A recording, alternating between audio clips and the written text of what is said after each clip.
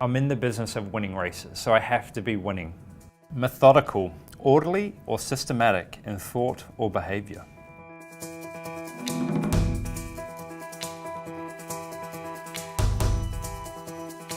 I'm Scott Dixon, driver of the PNC Bank number 9 IndyCar, 4-time IndyCar Series champion. Currently with 44 wins, third on the all-time wins list behind Foyt and Mario Andretti.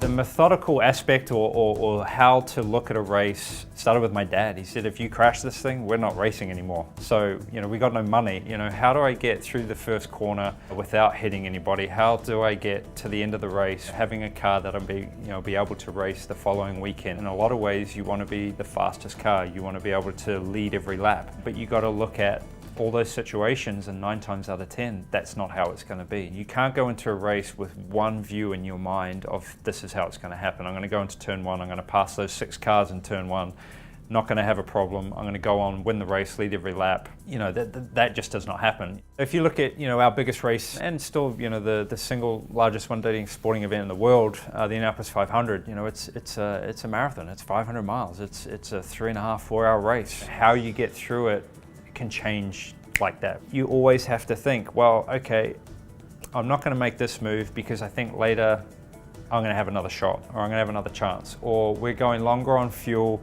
I'm not going to, this person's going to pit. I'm going to pass them anyway. We can move on to the next competitor. So you always have to be thinking methodically about what the end game is. You can't just race to the front on lap 20 and say, yeah, we're here, we've won the race. It's not going to happen. And even when you're leading the race, you start hearing things like, oh, is the engine going bad? Or the car feels different, maybe I got a puncture.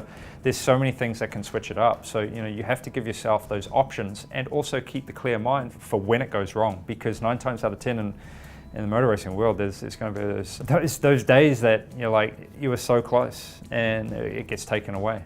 But there's sometimes too, you're just not that fast, and you got to rely on your team. And we've had many situations where we qualified poorly. It was a tough track to pass, but the guys in the pits were able to, make up time. Phoenix this year, we went from 17th on the grid to 4th, and probably 13 of those were done, or all 13 were done in pit lane. And those are the times, especially in championship situations, that you're going to be down and out, and you're like, oh, we had such a bad qualifying, the car doesn't feel that great, we just don't have the speed.